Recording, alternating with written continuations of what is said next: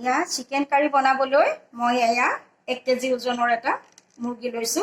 এয়া এটো local chicken লৈছো মই এয়া আৰু মই এইখিনি ইনগ্ৰেডিয়েন্টস লৈছো এয়া 4টা পিয়াজ লৈছো এয়া 10-12টা মান জলকীয়া লৈছো এইখিনি আদা বটা লৈছো প্ৰায় 1 চামুচ 1.5 চামুচ মান হ'ব আদা বটা 2 চামুচ মই নহৰু বটা লৈছো আৰু এইখিনি মই জিৰা বটি লৈছো কেঁচা জিৰা বটি লৈছো আৰু হালধি নিমখ লৈছো এয়া আন্দাজ অনুযায়ী আৰু একেটা আলু লৈছো এতিয়া মই অলপমান হালধি নিমখ দি মাংসখিনি মেৰিনেট কৰি ৰাখিম আৰু মই দিম অলপমান আদা বটা আৰু অলপমান নহৰু বটা এনেকৈ দি মই ভালকৈ এইখিনি হানিম এনেকৈ হানি মই প্ৰায়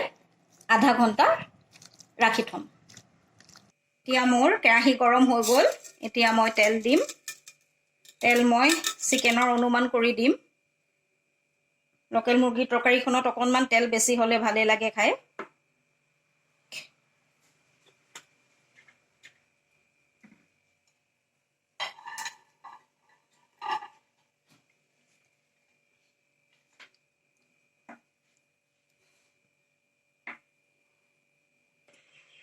এয়া তেল গৰম হৈ গ'ল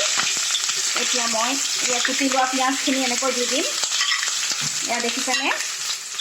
মই পিঁয়াজ অলপ ডাঙৰ ডাঙৰ কৰি কাটিছোঁ আৰু এনেকৈ পিঁয়াজখিনি মই অলপমান কোমল হোৱালৈকে ভাজি থাকিম এয়া দেখিছেনে মোৰ পিঁয়াজ ভজা প্ৰায় হৈ গৈছে পিঁয়াজখিনি এনেকৈ কোমল হৈ আহিছে আৰু এটা ধুনীয়া কালাৰো আহিছে এতিয়া মই ইয়াতে এই জিৰা বটা অলপমান মেৰিনেশ্যনত দিছিলোঁ আৰু অলপমান আপোনাৰ ৰাখি থৈছিলোঁ এনেকৈ দিবলৈ ইয়াতে নহৰু বটা জিৰা বটা আদা বটা আধা দি আধা ৰাখি থৈছিলোঁ দি মই এতিয়া অলপমান এনেকৈ ভাজিম আৰু হালধি নিমখ অকণমান আধা দি আধা ৰাখি থৈছিলোঁ এতিয়া এনেকৈ মই অকণমান ভাজি ল'ম আদাৰ কেঁচা গোন্ধটো যোৱালৈকে এনেকৈ অকণমান দেৰি ভাজিম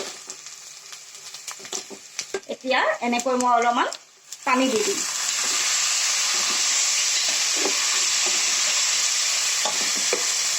এনেকৈ পানী দি এনেকৈ অকণমান ভাজি ভাজি তেলটো পুৰা ফুটিব দিম এয়া দেখিছেনে মছলাখিনিয়ে তেল এৰিব লৈছে আৰু এটা খুব ধুনীয়া গোন্ধ ওলাইছে দেই এয়া দেখিছেনে এতিয়া মই এই মেৰিনেট কৰা চিকেনখিনি ইয়াতে দি দিম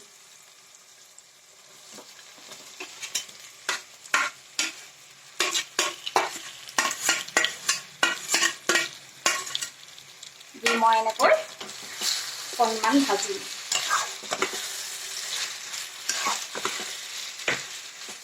এয়া দেখিছেনে এয়া মই ভাজি আছো এনেকৈ আৰু লোকেল চিকেন বনাবলৈ মোৰ আচলতে এটা সিক্ৰেট আছে সেই সিক্ৰেটটো হ'ল মই ইয়াতে এটা বস্তু দিম আপোনালোকে চাব এনেকৈ ভাজি থাকোঁতে মই অকণমান এনেকৈ দেখিছেনে আপোনালোকে ইমানখিনিমান প্ৰায়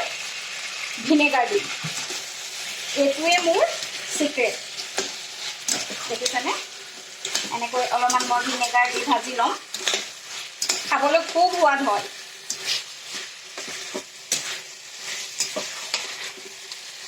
বহুতে মেৰিনেটেশ্যনত দিয়ে কিন্তু মই এনেকৈ ভাজি থাকোঁতেহে দিম এতিয়া মই ইয়াতে 1 চামুচ মিট মছলা দিম এয়া দেখিছেনে আপোনালোকে আৰু অলপমান এনেকৈ চামুচৰ আগতে মই কাশ্মীৰ মিৰ্চ অলপমান দিম কালাৰৰ কাৰণে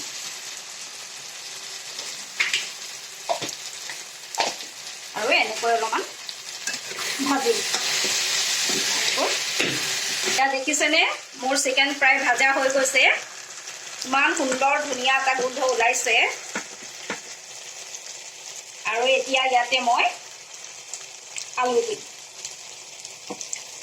আলু বহুতে ফ্ৰাই কৰি দিয়ে মই কিন্তু এনেকৈ কেঁচা কৰি দিম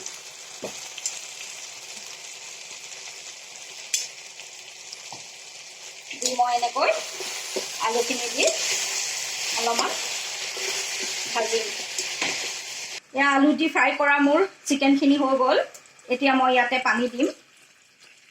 এনেকৈ পানী দিম মই আলু দি ফ্ৰাই কৰি ঢাকোনখন অলপ দেৰি লগাই থৈছিলোঁ 5 মিনিট 10 মিনিটমান তাৰপিছত মই এতিয়া এনেকৈ পানী দিলোঁ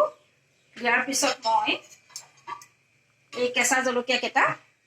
এনেকৈ দি দিম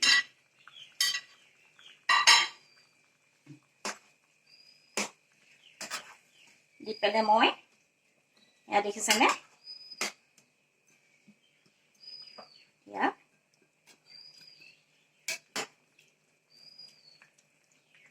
এতিয়া মই ঢাকোন দি ৰাখি থ'ম নিসিজালৈকে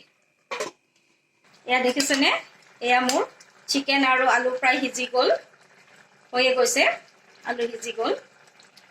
এতিয়া মই 1 চামুচ এনেকৈ বাটাৰ দি মই